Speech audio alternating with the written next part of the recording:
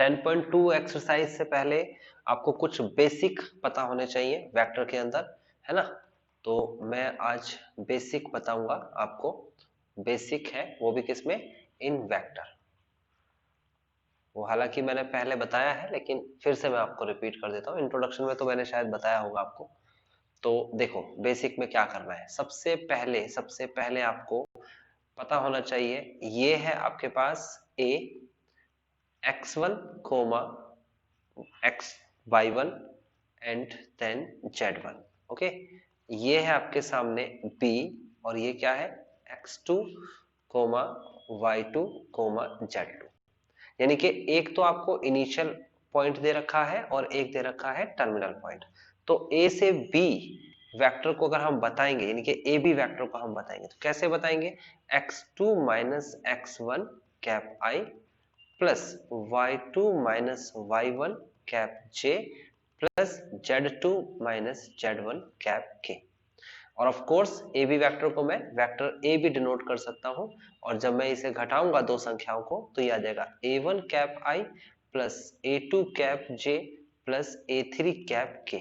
Okay, ये बात आपको मैंने पहले भी बताई थी, मैंने फिर से रिपीट कर दी है कि दो पॉइंट्स को घटाना, साथ साथ i और j और k के साथ एक अच्छे से एक स्ट्रक्चरल अरेंजमेंट के साथ अगर प्रेजेंट करते हो तो उसे हम वेक्टर कहते हैं। ओके, अब आगे बढ़ जाते हैं, एक एक करके लिखते जाएंगे, आप भी मेरे साथ साथ लिखते जाओ।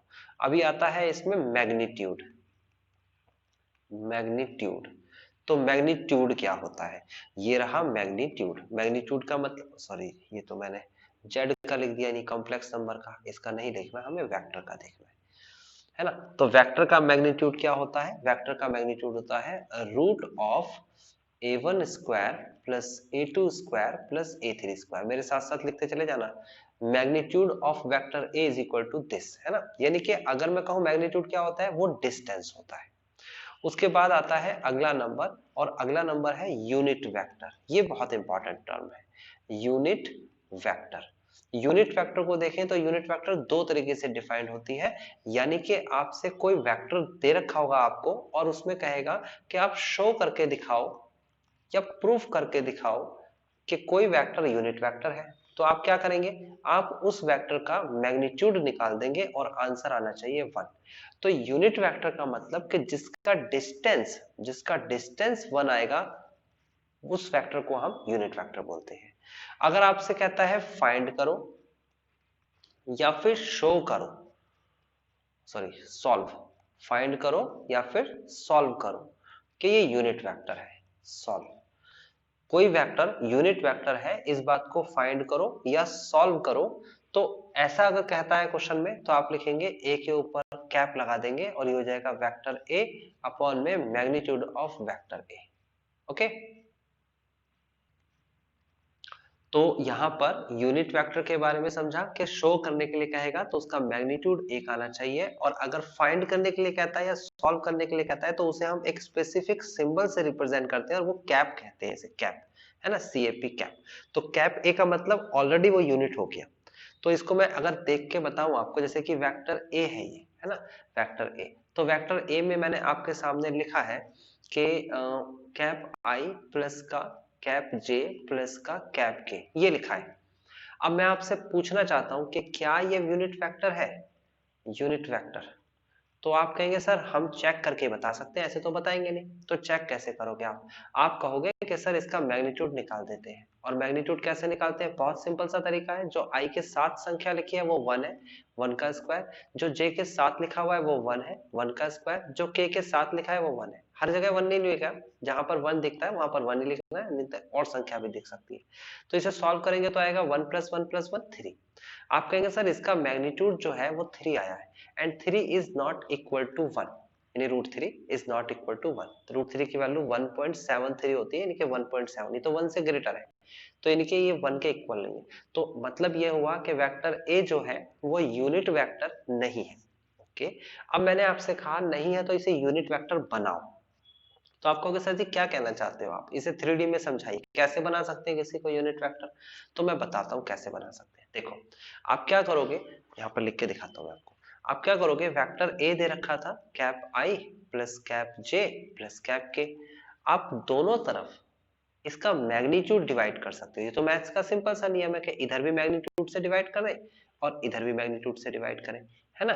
और मैग्नीट्यूड का मतलब क्या होता है, अभी तो मैंने बताया आपको, मैग्नीट्यूड का मतलब √3 है। देखो तो यहाँ पर आप लिखोगे डिवाइड में √3, तो आपने मैग्नीट्यूड से डिवाइड कर दिया यानी कि √3 लिख दिया। अब आप कहोगे सर जी इसको क्या बोलते हैं, इस वाली टर्म्स को, तो मैंने बताया तो था, इस वाली टर्म को बोलते हैं कैप ए। तो चलो यहाँ लिख के दिखा देते हैं, cap A is equal to, sir इसको अलग अलग कर सकते हैं, हाँ बिल्कुल कर सकते हैं, 1/√3 cap I plus 1/√3 cap J plus 1/√3 cap K. तो मतलब मैथ्स के रूल्स के अंडर में ही चल के हमने ये काम किया है। अब बताओ कोई चीज समझ ना आई हो तो। बिल्कुल सिंपल था, वेक्टर ए दे रखा है और ये दे रखा है, मैंने डिवाइड किया दोनों तरफ मैग्नीट्यूड से, और जब डिवाइड किया तो ये नया वेक्टर निकल के आया। तो नया वेक्टर जो निकल के आया वो पिछले वाले वेक्टर ही तो है, यानी कि पिछले वाले वेक्टर में और इस नए वेक्टर में कोई अंतर ही नहीं है। क्यों? क्योंकि मैंने कुछ नया थोड़ी किया है। अगर मैं आपसे कहूं 5 बराबर 5 क्या होता है, और मैं आपसे कहूं कि दोनों तरफ मैंने 2 से मल्टीप्लाई करा दी, इधर भी और इधर भी, तो आप कहोगे सर एक ही बात तो बोल रहे हो आप, 10 बराबर 10 क्या होता है। अगर मैंने दोनों ही तरफ कोई संख्या जोड़ी, घटाई, गुणा करी या भाग करी तो फर्क थोड़ी पड़ता है। तो मैंने दोनों तरफ एक ही काम किया ना, तो मेरा नया वेक्टर नहीं है, ये मेरा पुराना वेक्टर है, यानी कि वेक्टर ए ही है, बस उसे प्रोपोर्शनल करके लिख दिया मैंने। ओके, ऐसा करने का मुझे क्या बेनिफिट मिला। अब मैं देखो इसका मैग्नीट्यूड निकालना चाहता हूँ, क्योंकि मैं ये चेक करना चाहता हूँ क्या अब ये यूनिट वेक्टर बना। तो जब मैं इसका मैग्नीट्यूड निकालूंगा यानी कि √3 का स्क्वायर प्लस का 1/√3 का स्क्वायर प्लस का 1/√3 का स्क्वायर, जब मैं इसका यूनिट वेक्टर निकालूंगा तो ये हो जाएगा 1/3 plus 1/3 plus 1/3, and this is called 1 plus 1 plus 1/3, and this is 3/3, and this is 1। तो बात समझ में आ गई आपको कि जो 1 बना है इसका मतलब ये हुआ कि जो वेक्टर पहले यूनिट नहीं था वो हमने फाइंड कर दिया, हमने यूनिट बना दिया। तो यूनिट किसी भी वेक्टर को बनाया जा सकता है, और यूनिट क्या है, क्या कहानी है यूनिट की, वो भी मैं बताता हूँ। बनाते हैं वो मैंने आपको बता दिया है ना, बनाते क्यों है, क्या जरूरत है, इसको हम अभी फर्दर क्वेश्चंस में जब सॉल्व करेंगे तो समझ में आएगा। तो आपने क्या समझा अभी, इस एक्सरसाइज के लिए बता रहा हूँ मैं ये सारे के सारे इंट्रोडक्शन को, है ना, ये एक्सरसाइज से रिलेटेड इंट्रोडक्शन है। यूनिट वेक्टर आपको बोल दिया, तो मैंने स्टार्टिंग से करते देखो स्टार्ट। तो मैंने बताया आपको क्या, सबसे पहले 2 पॉइंट्स दे रखे होंगे तो वेक्टर बन जाएगा। अगर वेक्टर ऑलरेडी दे रखा है तो मैग्नीट्यूड निकालना आ गया और यूनिट वेक्टर निकालना आ गया। अब एक नाम आता है डायरेक्शन कोसाइन, डायरेक्शन कोसाइन। तो डायरेक्शन कोसाइन क्या होती है इसको हम डिफाइन करेंगे, फर्दर अच्छे से एक्सप्लेन करूंगा। आज मैं इसे एक्सप्लेन नहीं कर रहा हूं लेकिन, और इसको अच्छे से एक्सप्लेन करना आपको पता होना चाहिए क्या होता है। कोसाइन का मतलब होता है क्या, कॉस थीटा, यानी कि डायरेक्शन निकालनी है in the form of cos theta, यानी कि कॉस की फॉर्म में निकालनी है। तो इसका सीधा सीधा फॉर्मूला होता है a1 अपॉन में magnitude of a, a2 upon में magnitude of a, a3 upon में मैग्नीट्यूड ऑफ a। देखो कितना सिंपल हो गया। देखो a1 a2 a3 आपको क्वेश्चन में मिलेगा और मैग्नीट्यूड निकालना आपको आता है, इसे कहते हैं डायरेक्शन कोसाइन। तो मैग्नीट्यूड और डायरेक्शन आपको ध्यान रखनी है कैसे निकलती है। आगे आ जाते हैं, आगे आपको क्या दे रखा होगा, इक्वल वेक्टर, इक्वल। तो इक्वल वेक्टर के बारे में मैंने आपको बता दिया था वैसे पहले भी, अभी फिर से बता देता हूं, जिसमें कि इक्वल मैग्नीट्यूड होता है, या बोल सकते हैं same, same magnitude and same direction. लिखते जाइएगा कॉपी पे, डायरेक्शन, यानी कि जिसका मैग्नीट्यूड भी सेम होता है और डायरेक्शन भी सेम होती है। अब आपको क्या सर जी कैसे पता लगेगा मैग्नीट्यूड और डायरेक्शन, अभी तो बताया आपको, इस तरीके से एक वेक्टर दे रखा होगा, ये रहा मैग्नीट्यूड का फॉर्मूला, ये रहा डायरेक्शन का फॉर्मूला, बस लगा दीजिए डायरेक्टली। यानी कि 2 अलग अलग वेक्टर्स होंगे, दोनों का मैग्नीट्यूड निकालिए आंसर सेम आएगा, और दोनों का डायरेक्शन निकालिए आंसर सेम आएगा, तो उस वेक्टर को हम इक्वल वेक्टर कहते हैं। ऐसे नाम आ जाता है हमारे पास कोलिनियर वेक्टर, कोलिनियर वेक्टर। बहुत सिंपल है और बहुत इंपॉर्टेंट भी है। कोलिनियर की 3 टर्म्स होती है। पहली टर्म इसमें होगी जो कि इक्वल वेक्टर को दर्शाती है, यानी कि कोलिनियर ही मतलब इक्वल वेक्टर ही कोलिनियर वेक्टर होता है। इसमें सेम मैग्नीट्यूड होता है एंड सेम डायरेक्शन होता है, यानी कि मैग्नीट्यूड भी सेम ओके, मेरी आवाज अभी क्लियर नहीं आ रही है। इसे बोलेंगे हम केस फर्स्ट, और उसके बाद दूसरा केस होता है केस सेकंड। जब सेम मैग्नीट्यूड हो, same magnitude but different direction, called collinear. Case third भी आप जरूर लिखेंगे। केस थर्ड में होगा different magnitude but same direction. तो आपको समझ में आए, ये तीन केस अगर मिल जाते हैं तो उस फॉर्म को, उस क्या नाम है, वेक्टर्स को, दो वेक्टर्स होंगे और वो वेक्टर्स जो है वो क्या कहलाएंगे, कोलिनियर कहलाएंगे। तो कोलिनियर का कॉन्सेप्ट समझ में आ गया। उसके बाद आगे बढ़ जाते हैं। आगे है हमारे पास mid point position vector. Position vector तो क्या होता है, एक आपको ये वेक्टर दे रखा है वेक्टर ए, एक वेक्टर बी दे रखा है, और इसके मिड में एक पॉइंट बना जो पोजीशन बनाया हुआ है। उस पोजीशन वेक्टर, अच्छा पोजीशन वेक्टर पहले समझना पड़ेगा आपको। पोजीशन वेक्टर मैंने शायद इंट्रोडक्शन में तो समझाया था, बट मैं यहाँ पर भी जरूर समझाऊंगा। एक पॉइंट को पोजीशन वेक्टर कहते हैं। जैसे कि ये पॉइंट है P और इसका नाम है x1 y1 z1, और मैं कहना चाहता हूं, या फिर A1 ABC रख देते हैं इसका नाम, इसका नाम रख देते हैं A1 A2 A3, ये ज्यादा अच्छा है ना। अब मैंने क्या किया, इसको जो पॉइंट्स दे रखा है, इस पॉइंट को मैंने वेक्टर लिखा A1 कैप I प्लस का A2 कैप J प्लस का A3 कैप K। आप कहोगे कि सर ये तो एक पॉइंट है, और अगर ये पॉइंट है तो पॉइंट के पास ना तो कोई मैग्नीट्यूड होता यानी कि डिस्टेंस, और ना ही सर कोई डायरेक्शन होती पॉइंट के पास, तो फिर आपने इसे वेक्टर कैसे बना दिया। तो फिर मैं आपसे कहूंगा कि ये थ्री डायमेंशनल ज्योमेट्री, कहीं ना कहीं तो थ्री डायमेंशनल एक्सिस होगा ना, उसी का तो ये पॉइंट है। तो वो थ्री डायमेंशनल जो आपके सामने एक्सिस है, उसमें आपके पास एक ओरिजिन होगा, उस ओरिजिन से इस पी पॉइंट का एक पोजीशन बना रखा होगा इसने।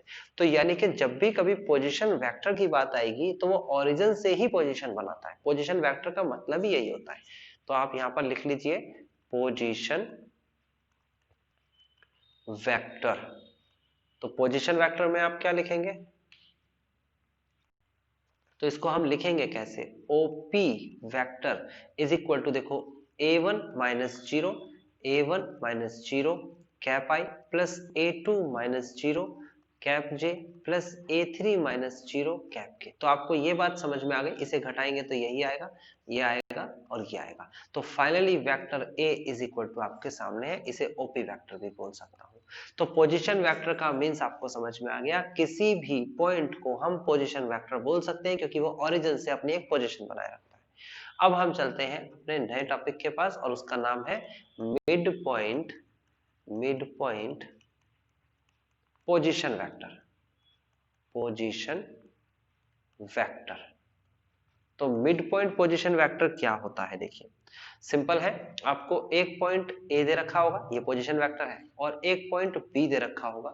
ओके, इसके जस्ट बीच में, जस्ट बीच में कोई पॉइंट पी है, सपोज कर लेते हैं पॉइंट पी है, P is the mid point of A B. तो हम लिखेंगे vector P is equal to, vector P is equal to vector A plus vector B upon में 2। बताइए कोई चीज जो समझ ना आई हो। बहुत सिंपल है, दो वेक्टर्स को जोड़ना आपको आना चाहिए और उसे डिवाइड करना है, स्केलर से सिंपल सिंपल डिवाइड करना है, जोड़ना घटाने में और गुणा करने में कोई प्रॉब्लम नहीं आएगी आपको। उसके बाद अगला टॉपिक है हमारे पास सेक्शन फार्मूला। सेक्शन फार्मूला ये तो आपने पढ़ा होगा ना इन वेक्टर, वेक्टर में भी सेक्शन फार्मूला होता है भाई। तो क्या होता है वेक्टर में सेक्शन फार्मूला, सबसे पहले आपको ये पॉइंट दे रखा होगा वेक्टर ए, ये पॉइंट दे रखा होगा वेक्टर बी, और यहाँ पर कोई पार्ट्स दे रखा होगा, जैसे पीछे तो मिड पॉइंट था, यहाँ पर कोई भी सेक्शन हो सकता है। तो हम क्या करेंगे, हम यहाँ पर लिख लेते हैं वेक्टर आर, इसका नाम वेक्टर आर लिख देते हैं। ओके, यहां पर आपको रेशो दे रखी होगी, यहां पर m रेशो n है ना। तो ये तो आपने पहले भी पढ़ा है। तो इसके दो पार्ट्स हो जाते हैं। पहला पार्ट होता है इंटरनली डिवाइड, इंटरनली डिवाइड, तो इंटरनली डिवाइड में क्या होता है, vector r is equal to, मैंने आपको पहले ही बताया था, मैं फिर से रिपीट करता हूं, m की मल्टीप्लाई आप b में कराएंगे, m की मल्टीप्लाई आप b में कराएंगे, ध्यान रखिएगा, ठीक है ना। उसके बाद आप लिखेंगे m वेक्टर b और प्लस फिर n की मल्टीप्लाई आप a में कराएंगे, तो ये देखा n वेक्टर a अपॉन में m प्लस का n, ये आप लिख देंगे। ओके, अब चलते हैं आगे। आगे हमें क्या करना है, आगे हमें एक्सटर्नली डिवाइड सीखना है, एक्सटर्नली डिवाइड, एक्सटर्नली डिवाइड। तो एक्सटर्नली डिवाइड में कुछ भी नया नहीं है, उसके अंदर क्या रूल लगेगा, यही सेम रूल लगेगा, बस आप लिखेंगे m वेक्टर b माइनस का n वेक्टर a अपॉन में m माइनस का n, ये एक्सटर्नली डिवाइड कहलाता है। तो आपको इंटरनली डिवाइड भी पता लगा, एक्सटर्नली डिवाइड भी पता लगा, दो डिविजन्स होते हैं, ठीक है ना, सेम फॉर्म है। एक्सटर्नली डिवाइड में कोई बहुत बड़ा काम नहीं है, ये आपको पहले ही बताया जा चुका है जब आपने सेक्शन फार्मूला पढ़ा होगा। इस तरफ बाहर की तरफ एक वेक्टर चाहिए मुझे, वेक्टर आर, और ये सब के सब पोजीशन वेक्टर है, तो बाहर तो निकाल नहीं सकते, हम इसको अंदर ले आते हैं, यानी कि यहां पर ले आते हैं वेक्टर आर, तो ये हो जाएगा m रेशो माइनस का n। ओके, तो ये आपका सेक्शन फार्मूला वेक्टर में हो गया, ठीक है ना, पोजीशन वेक्टर हो गया। उसके बाद आता है law of triangle, law of triangle. तो लॉ ऑफ ट्रायंगल आपको बहुत अच्छे से समझना है, इसकी जरूरत पड़ेगी। क्या है लॉ ऑफ ट्रायंगल, देखिए बहुत सिंपल है, ये है आपके पास वेक्टर ए बी, ए से बी तरफ गए है ना, फिर उसके बाद ये है आपके पास वेक्टर बी सी, बी से सी की तरफ गए। आपको बहुत सिंपल सा काम करना है, ए से सी तक जाना है, ए से और सी तक जाना है, यानी यहां तक ए से बी गए, बी से सी गए, और अब आपको ए से सी तक जाना है, यानी ये, तो यानी कि A B vector, A initial B terminal, याद रखना अभी बी इनिशियल नहीं हो सकता है ना, एक बार में एक ही चीज हो सकती है, प्लस फिर बी सी वैक्टर, दोनों को जोड़ेंगे, is equal to A C vector. तो वैक्टर की फॉर्म याद रखना, जो हमारी पाइथागोरस होती है उसमें आपका अलग सिस्टम चलता है, जो आप लॉ ऑफ ट्रायंगल की बात करोगे नॉर्मल स्केलर में, उसमें अलग चलेगा, और वेक्टर बिल्कुल अलग जा रहा है। यहाँ ये वेक्टर की फॉर्म में कह रहा है कि आप ए से बी गए, बी से सी गए, और वेक्टर कहता है कि आप शॉर्टकट रूट अपनाओ ना, जैसे डिस्प्लेसमेंट कहते हैं,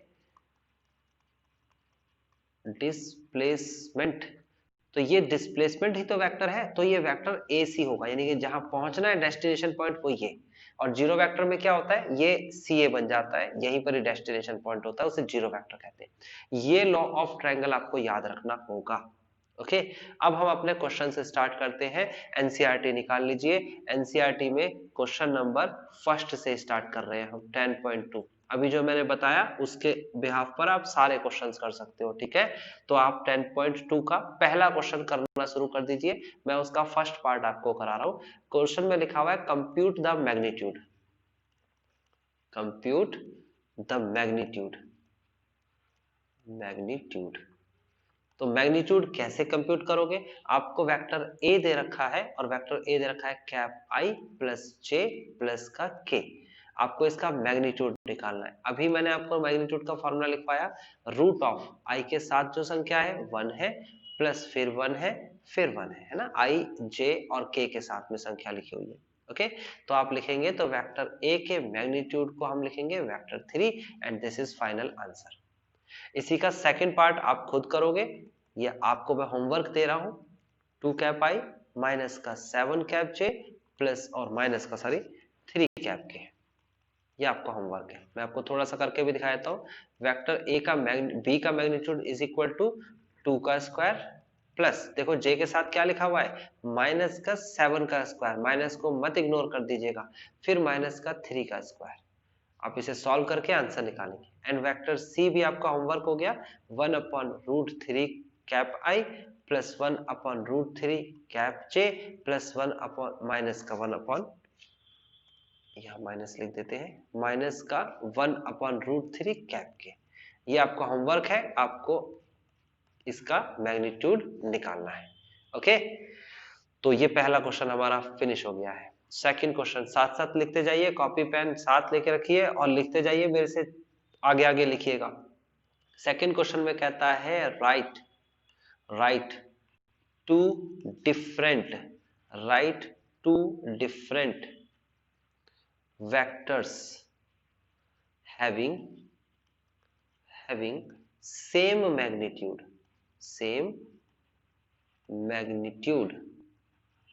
यानी कि ऐसे दो डिफरेंट वेक्टर लिखने हैं, वेक्टर्स जिनका मैग्नीट्यूड क्या हो, सेम हो।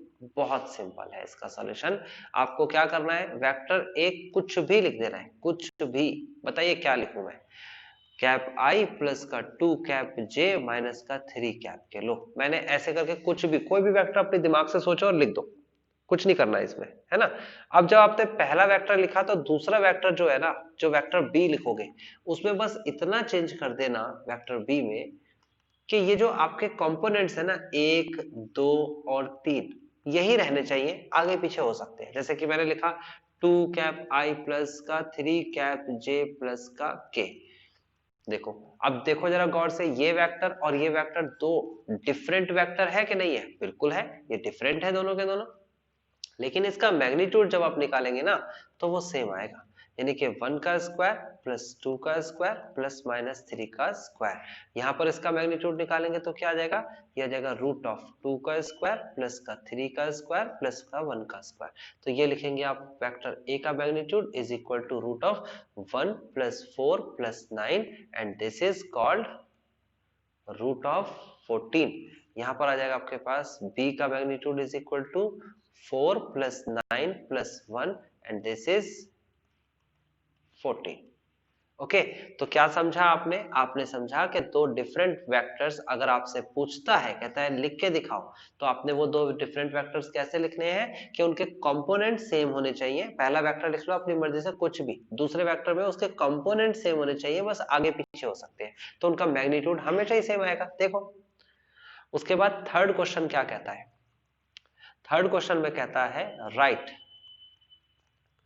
To different vectors, write two different vectors having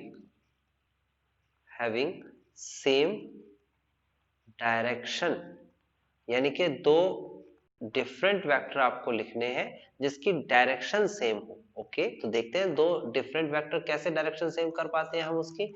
हम लिखेंगे vector a is equal to, कोई भी वेक्टर अपनी मर्जी से लिख लो, जैसे कि कैप i प्लस का 2 कैप j माइनस का 3 कैप के। अभी जो ऊपर एग्जांपल है वही लिख देता हूं।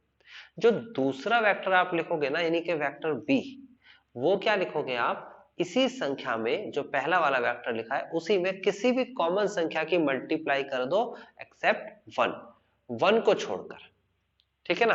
तो 1 को छोड़कर कुछ भी कर दोगे तो इसका मतलब आप -1 भी कर सकते हो, -2, 1/2, 3/2, 2, 3, 4, कुछ भी।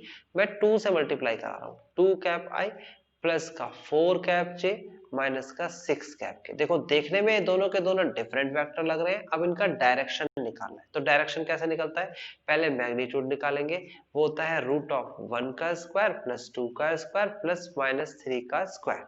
तो ये हो जाएगा वेक्टर ए का magnitude is equal to root of 3 3 9 और 1 10 और 4 14, और उसके बाद यहाँ पर आ जाएगा वेक्टर बी का magnitude is equal to root of 2 का स्क्वायर प्लस 4 का स्क्वायर प्लस माइनस 6 का स्क्वायर।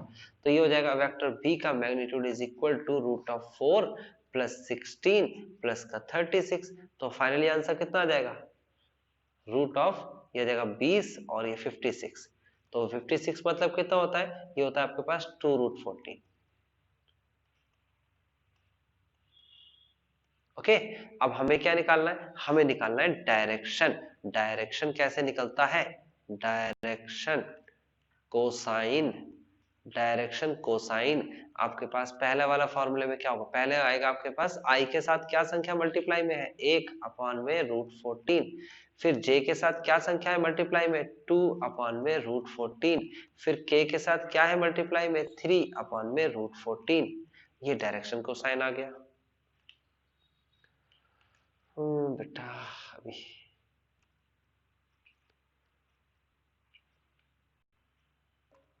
यहाँ पर ये k के साथ जो संख्या में है वो -3 है, तो -3 लेंगे। फिर इधर दूसरे में डायरेक्शन निकालेंगे तो 2/2 रूट ऑफ 14 फिर उसके बाद 4 अपॉन में 2 रूट ऑफ 14, फिर उसके बाद -6 अपॉन में 2 रूट ऑफ 14। तो देखो, गौर से देखो, क्या दोनों सेम आ रहा है? सेम आया नहीं आया आंसर, ये वाला और ये वाला? और यही तो कह रहा था कि दो डिफरेंट वेक्टर्स निकालने हैं जिसका सेम डायरेक्शन, निकाल दिया। तो सीधा सीधा तरीका है आपको याद रखने के लिए कि कोई भी वेक्टर लिख लो पहला वाला, और दूसरे वाले वेक्टर में आपको किसी भी कॉमन स्केलर से मल्टीप्लाई करा देनी है, तो आपका same direction but different vectors हो जाएगा। ठीक है, अब चलते हैं अगले क्वेश्चन पे, चौथे क्वेश्चन के पास। चौथा क्वेश्चन तो आसान है, कहता है find the value of X Y. आपको 2 कैप आई प्लस का 3 कैप जे कहता है इक्वल दे रखा है किसके, x cap I plus Y cap जे के। तो भाई ये तो बहुत सिंपल है, एक्स बराबर 2 के हो गया, वाई बराबर 3 के हो गया। देखो कंपैरिजन कर लो बस, है ना। पांचवें क्वेश्चन पे चलते हैं, कहता है पांचवें में find the scalar and vector components of the vector with the initial point. आपको क्वेश्चन में इनिशियल पॉइंट दे रखा है, जैसे हम ए मान लेते हैं, और वो इनिशियल आपको दे रखा है पॉइंट 2 एंड 1, ओके। और टर्मिनल पॉइंट भी दे रखा है क्वेश्चन में, टर्मिनल पॉइंट दे रखा है बी। क्वेश्चन में साफ साफ दिया हुआ है, एनसीईआरटी खोल लीजिए आप, उसमें 10.2 लिखा हुआ है। इसमें इनिशियल पॉइंट ए को बोला है उसने, और टर्मिनल पॉइंट बी को बोला है। और ये इनिशियल और टर्मिनल तो ऐसे वेक्टर बन जाएगा। आप वेक्टर ए बी निकालेंगे, ए बी वेक्टर। तो ए बी वेक्टर क्या होगा, -5 -2 कैप आई प्लस का 7 -1 कैप जे। और जब इसे सॉल्व करेंगे तो कैसे सॉल्व करेंगे, -7 कैप आई प्लस का 6 कैप जे। अब हमें बताना है स्केलर कंपोनेंट। स्केलर कंपोनेंट बहुत सिंपल है, वेक्टर ए बी का, ऑफ वेक्टर ए बी, तो क्या होगा, -7 एंड 6, ये दोनों स्केलर कंपोनेंट होंगे, याद रखना। उसके बाद पूछ रहा है आपसे vector components, vector component of vector A B का वेक्टर कंपोनेंट, तो क्या हो जाएगा, -7 कैप आई और 6 कैप जे। मैंने क्यों लिखा आई और जे, क्योंकि डायरेक्शन बतानी है विद मैग्नीट्यूड, बिना मैग्नीट्यूड के डायरेक्शन नहीं होता है, तो आपको ये बात ध्यान रखनी है ना। आगे बढ़ जाते हैं, आगे है हमारे पास क्वेश्चन नंबर 6। क्वेश्चन नंबर 6 में आपके सामने लिखा है सम ऑफ द वेक्टर, सम करना है आपको, सम। और सम किसका करना है, आप लेट कर लीजिए उस वेक्टर को जो दे रखे हैं इसमें, नहीं लेट क्यों करें, इसमें ऑलरेडी दे रखे हैं हमें। तो सम करना है आपको वेक्टर ए, आपको क्वेश्चन में दे रखा है कैप आई माइनस का 2 कैप जे प्लस का कैप के। वेक्टर बी आपको क्वेश्चन में दे रखा है माइनस का 2 आई प्लस का 4 जे एंड देन प्लस का 5 के। उसके बाद वेक्टर सी आपको दे रखा है कैप आई माइनस का 6 कैप जे माइनस का 7 कैप के ना। आपको सम करना है, यानी कि vector A plus vector B plus vector C is equal to जोड़ना आपको आना चाहिए। देखो आई और माइनस का 2i और प्लस का 1i, तो अगर जोड़ेंगे तो कितना आएगा, देखो ये पॉजिटिव है, ये नेगेटिव है, ये पॉजिटिव है, तो i और i 2 और प्लस करेंगे और माइनस करेंगे इसके साथ तो 0 हो जाएगा, इसको तो जोड़ेंगे ही नहीं। फिर उसके बाद आगे क्या दे रखा है, माइनस का 2j प्लस का 4j, तो कितना हो जाएगा, प्लस का 2j बचेगा। और उसके बाद माइनस का 6, तो कितना हो जाएगा आपके पास, माइनस का 4j बचेगा ना, पक्का 4j, हाँ 4 8। फिर उसके बाद 1 के और प्लस का 5 6 के माइनस का 7 तो माइनस का के। ये हमारा फाइनल आंसर आ गया है, जीरो लिखने की जरूरत नहीं है, तो ये है हमारा एडिशन, ये रहा एडिशन। ओके, सीधा सीधा जोड़ो, आई के साथ आई, जे के साथ जे, के साथ जे। जोड़ना और घटाना आपको पता होना चाहिए कैसे करते हैं। 7th क्वेश्चन की बात कर लेते हैं, कहता है आपसे फाइंड द यूनिट वेक्टर। आपको कहता है फाइंड करना है unit vector, find the unit vector, okay, of the vector, vector क्या दे रखा है, वेक्टर दे रखा है आपको vector A is equal to cap I plus का जे प्लस का 2 के। देखो इसको प्रैक्टिकली समझने की कोशिश करना, ये बहुत आसान है। आप सपोज करो कि एक रूम के अंदर बैठे हो, ठीक है ना, एक रूम में बैठे हो आप ऐसे, ओके, ये वो रूम है जिसमें आप बैठे हो, ओके। और ये आपके यहाँ पर एक्सिस दे रखा है, ये एक्सिस है, एक्स एक्सिस, ये वाई एक्सिस और ये जेड एक्सिस, है ना, यही तो होता है ना, एक्स एक्सिस, वाई एक्सिस और जेड एक्सिस। ओके, आप ये रूम में बैठे हो ऐसे, सिंपल इमेजिन करो, देखो आपको चीजें समझ में आएगी। अभी आप देखो यहाँ पर क्या दे रखा है, वन कैप आई, इसका मतलब कि एक्स एक्सिस की तरफ एक एक की दिशा में चल रहा है, यानी कि डिस्टेंस एक होना चाहिए। तो देखो जरा चलते हैं, ये है आपका एक्स एक्सिस, तो यहाँ से एक की दूरी पे चलते हैं, ये आप चले एक की दूरी पर, ये आ गए, सपोज दो दूरी है, तो ये आधा आधा कर लेते हैं, तो यहाँ से यहाँ तक चले, है ना। फिर उसके बाद कहता है जे पे वन की दूरी पे चलना है, तो जे कहाँ है, मतलब वाई एक्सिस ना, तो वाई एक्सिस पे वन मतलब यहाँ आधे पे इधर आ गए, देखो ऐसे ऐसे से घूम के यहाँ आ गए। फिर उसके बाद कहता है के पर आपको दो चलना है, तो के पर दो का मतलब आपको ऊपर उठना है ना, के मतलब कि ये एक्सिस होता है ना, जेड एक्सिस, तो ऊपर की तरफ उठे ऐसे करके, दो दो का मतलब यहाँ आ गए, यहाँ आप यहाँ आ चुके हैं। देखो पहले आप कहाँ गए थे, पहले आप गए एक्स की तरफ, फिर उसके बाद आप कहाँ गए, आप गए वाई की तरफ, फिर आप कहाँ गए, आप गए जेड की तरफ। अब मैंने इसे 2 यूनिट ले लिया है, क्या लिया है मैंने, अगर मैं आपको बताऊं तो मैंने इसे 2 यूनिट लिया, ये 2 जीरो है, 2 जीरो जीरो, 2 जीरो और 2 सेकेंड, चल भाई हट जाओ, हाँ जीरो, है ना, x की वैल्यू 2, y की वैल्यू 0 और z की वैल्यू 0। यहाँ पर मैंने लिया x की वैल्यू 0, y की वैल्यू 2 और z की वैल्यू 0। यहाँ पर मैंने लिया x की वैल्यू 0, y की वैल्यू 0 और z की वैल्यू 2, है ना। मतलब इस बॉक्स की अगर मैं बात करूं तो इसको 2 यूनिट लिया है मैंने, तो आधे यूनिट को एक बोलेंगे, तो एक गए हम यहाँ x की तरफ, दो गए हम, एक गए हम यहाँ पर आधे में गए ना, आधा देखो ये पूरा था, ये दो आधे में गए और फिर ऊपर गए, तो फाइनली यहाँ आके रुक गए।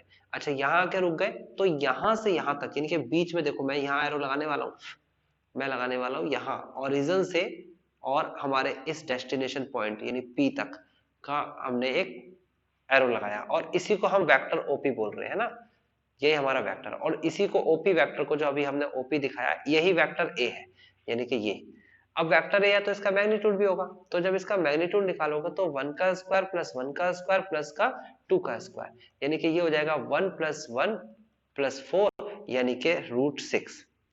अब √6 की एक वैल्यू होती है, √6 की वैल्यू क्या होती है जरा बताएंगे, √6 ये होता है आपके पास 2 पॉइंट समथिंग, है ना, √6 की कुछ तो वैल्यू होगी ना, 2 पॉइंट समथिंग होगी। यहां तक की बात क्लियर हो रही है, मीन्स ये हुआ कि जो वेक्टर हमें दे रखा है क्वेश्चन में, उसे आप अपने ऐसे इमेजिन करो जैसे आप रूम में बैठे हो। देखो मैं अभी यहाँ पर इतना ही फिगर बना के बता सकता था आपको, इमेजिन अगर आप सामने होते तो मैं इमेजिन करके दिखाता कि कैसे होता है एक रूम के अंदर 3 डायमेंशनल का कॉन्सेप्ट। यानी यहाँ से लेकर यहाँ तक की दूरी ये हमारी आ चुकी है, और ये आ गई है हमारे पास √6, क्या आ गई है √6। मुझे इस √6 को छोटा करना है, छोटा, मुझे क्या करना है, मुझे एक चाहिए, क्या चाहिए इसका, एक 1 यूनिट चाहिए, यानी कि मुझे मैग्नीट्यूड 1 यूनिट, डायरेक्शन यही चाहिए लेकिन मैग्नीट्यूड जो है वो 1 चाहिए, यानी यहां से यहां तक की दूरी मुझे चाहिए, ये दूरी चाहिए 1। तो अब 1 बनाने के लिए क्या करना है, मुझे यूनिट वेक्टर का फॉर्मूला बताया गया है। क्या बताया गया है कि आप जो है x वाला जो है उसे भी कम करो, आप y की जो वैल्यू है उसे भी कम करो, आप z की जो हाइट है वो भी कम करो, हर चीज कम हो जाएगी ना, यहाँ पर देखो हर चीज कम हो जाएगी, तब जाके बनेगा हमारा क्या, यूनिट वेक्टर। फिलहाल यूनिट वेक्टर के लिए हमें फॉर्मूला पता है, मैंने प्रैक्टिकली आपको बताया, क्योंकि अगले जब चैप्टर की बात करेंगे तो प्रैक्टिकली दिमाग में रखना। आपका फॉर्मूला होता है यूनिट वेक्टर, वेक्टर ए अपॉन में वेक्टर ए का मैग्नीट्यूड, और ये जब हमारा आंसर आएगा तो आएगा 1 अपॉन में, आप पूरे को लिख सकते हो, चलो मैं एक साथ लिख देता हूँ, एक साथ नहीं लिख रहा, अलग अलग से लिख के दिखाता हूँ, कैप आई प्लस का जे प्लस का 2 कैप के अपॉन में √6, this is called unit vector, है ना। तो इसको हम सही से लिखें तो कैसे लिखेंगे, ये देखिए 1 अपॉन √6 कैप आई, ओके, प्लस का 1 अपॉन √6 कैप जे, ठीक है, 2 अपॉन में √6 कैप के। अब ये एक यूनिट वेक्टर है, अगर किसी को इस पर डाउट हो रहा हो तो वो इसे चेक कर सकता है, कैसे, इसका मैग्नीट्यूड निकाल के, आप इसका मैग्नीट्यूड निकालेंगे आंसर तो एक ही आएगा। तो ये आपने क्या किया, आपने यूनिट वेक्टर निकालना सीखा। अब इस यूनिट वेक्टर का इस्तेमाल करेंगे हम, इस यूनिट वेक्टर का क्या इस्तेमाल करेंगे हम, देखो जैसे यहाँ पर ये दे रखा है, मैं इसको पहले साफ कर देता हूँ, क्लीन कर देता हूँ, जैसे कि यहाँ पर क्लीन कर देते हैं, हाँ, जैसे कि यहाँ पर ये रूम था, मेरे को पता है ये वेक्टर तो मुझे पता है, ठीक है ना, ये वैल्यू तो इसने ऑलरेडी दे रखी है जिसका मैग्नीट्यूड √6 है और डायरेक्शन ये है, ये वाली डायरेक्शन है ना। अब मेरे को क्या करना था, मैंने इसका यूनिट वेक्टर निकाल लिया, यानी कि ये वेक्टर निकाल लिया, ये यूनिट वेक्टर इतना। अब मुझे डायरेक्शन तो सेम मिल गई, इसमें सेम डायरेक्शन मिल गई जो पिछले वाले की थी, सेम डायरेक्शन, है ना। बट मैग्नीट्यूड जो है, मैग्नीट्यूड वो मिला मेरे को 1, है ना। अब मैं कहना चाहता हूं कि मुझे एक वेक्टर फाइंड करना है। क्या फाइंड करना है? वेक्टर फाइंड करना है जिसका मैग्नीट्यूड जो है वो होना चाहिए 7 और डायरेक्शन सेम होनी चाहिए। तो आप कहेंगे सर मैग्नीट्यूड 7 होना चाहिए, बहुत आसान है, आपको पहले से ही एक मैग्नीट्यूड वाला वेक्टर मिल गया था, वो वेक्टर ये है। तो इसका मतलब 1 की गुणा 7 से कर देंगे तो ये पूरा का पूरा सेम डायरेक्शन में ऐसे देखो 7 यूनिट, देखिए 1 2 3 4 5 6 7, यानी कि देखो इसके हिस्से 7 हो गए, एक हिस्सा, दो हिस्सा, तीन हिस्सा, 4 5 6 और 7। तो ये 7 हिस्से जो है, यानी कि यहां से यहां तक पूरा का पूरा का वेक्टर है, ये हमें मिल गया। इसका मैग्नीट्यूड कितना है? इसका मैग्नीट्यूड 7 है और डायरेक्शन क्या है? वही डायरेक्शन है जो क्वेश्चन की डायरेक्शन थी। तो यूनिट वेक्टर पहले निकालेंगे और फिर उसके बाद कुछ भी वेक्टर निकाल सकते हैं, बट डायरेक्शन सेम होनी चाहिए, या ये मतलब है इसका। ठीक है ना, मैंने कोशिश करी है प्रैक्टिकल बताने की, बाकी धीरे धीरे समझेंगे। 8वें क्वेश्चन को देख लेते हैं। 8वें क्वेश्चन में क्या दे रखा है? 8वें क्वेश्चन में कहता है find the unit vector in the direction of. अब देखो इसमें क्या बोला, यूनिट वेक्टर जिसकी डायरेक्शन पी क्यू है, और पी की वैल्यू क्या दे रखी है? 1 2 3, एंड क्यू की वैल्यू क्या दे रखी है आपको? 4 5 6। तो आप निकाल सकते हो पी क्यू वैक्टर। 4 में से 1 को घटाएंगे 3 कैप आई, प्लस 5 में से 2 को घटाएंगे 3 कैप जे, प्लस 6 में से 3 को घटाएंगे 3 कैप के। ये आपके पास एक वेक्टर बन गया, लेकिन इसका जो डिस्टेंस है वो एक नहीं है, यानी मैग्नीट्यूड एक नहीं है, तो इसे यूनिट वेक्टर बनाना है। तो कैसे बनाएंगे? पी क्यू क्या, हम पहले क्या निकालेंगे? हम मैग्नीट्यूड निकालेंगे, जो भी आंसर आएगा। फिर यूनिट वेक्टर कैसे निकालेंगे? यूनिट वेक्टर निकालने के लिए रूल है पी क्यू वैक्टर अपॉन में उसी का मैग्नीट्यूड। ये आप खुद करेंगे, जो चीज नहीं आएगी, आंसर मैच नहीं कर रहा होगा तो मैं बता दूंगा। ठीक है ना, ये आपने यूनिट वेक्टर निकाल देना है। उसके बाद आपका क्वेश्चन नंबर 9th है। क्वेश्चन नंबर 9th देख लीजिए क्या है। तो क्वेश्चन नंबर 9th में दे रखा है for given vector, vector A B, vector A आपके सामने 2 कैप आई माइनस का जे प्लस का 2 कैप के, है ना। और उसके बाद कहता है एंड वेक्टर बी दे रखा है, और वो दे रखा है माइनस कैप आई प्लस का जे एंड देन माइनस का के। कहता है फाइंड द यूनिट वेक्टर। आपको क्या फाइंड करना है? Find the unit vector. और किसका यूनिट वेक्टर निकालना है? Of the vector, vector A plus vector B, यानी कि पहले तो इन दोनों को जोड़ना है, तो एक नया वेक्टर बनेगा। भाई जोड़ने वाली थ्योरम तो मैंने बताई थी कि एक वेक्टर ये है, फिर दूसरा वेक्टर ये है, इन दोनों को जोड़ देंगे वेक्टर ए को और बी को, तो एक तीसरा वेक्टर बनेगा जो कि यहां से शुरू होगा, यहां से ऐसे करके जाएगा, है ना। ये है वेक्टर ए और वेक्टर बी। लेकिन जब इसे जोड़ेंगे तो एक आंसर आएगा और उसका मैग्नीट्यूड एक नहीं हो सकता।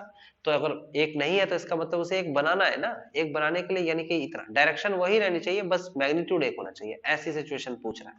तो आप कहेंगे ठीक है सर, इसको हम वेक्टर सी लेट कर लेते हैं। Vector C is equal to A plus B. तो a प्लस बी आपको निकालना आता है, कैसे करेंगे? आप जोड़ना आता है आपको, 2 में 1 को जोड़ेंगे, माइनस का 1 है तो आपका प्लस का आएगा 1, है ना। फिर माइनस का j और प्लस का j 0 हो जाएगा, फिर इसे और इसे जोड़ेंगे तो आपका जाएगा प्लस का k।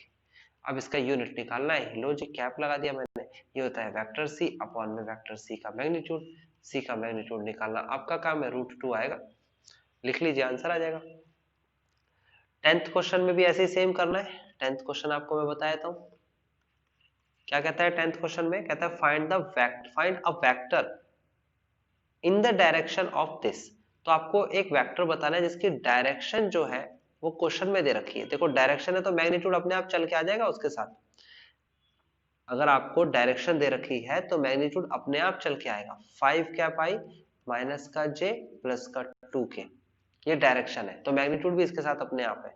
And magnitude which has, ऐसे बोलता है, विच हैज मैग्नीट्यूड, और मैग्नीट्यूड दे रखा है आपको 8 यूनिट। अब आपको 8 यूनिट वाला एक वेक्टर निकालना है जिसकी डायरेक्शन ये है। तो आप कहोगे सर डायरेक्शन दे रखे तो मुझे पता है ना, वेक्टर इज इक्वल टू होता है मैग्नीट्यूड इनटू डायरेक्शन, है ना। लेकिन कोई भी डायरेक्शन से हमारा थोड़ी हो जाएगा, कोई मैग्नीट्यूड तो पहले से ही आ रहा है, तो हम क्या करेंगे, into direction of unit vector, unit vector यानी कि यूनिट वेक्टर की डायरेक्शन के साथ मल्टीप्लाई कराते हैं।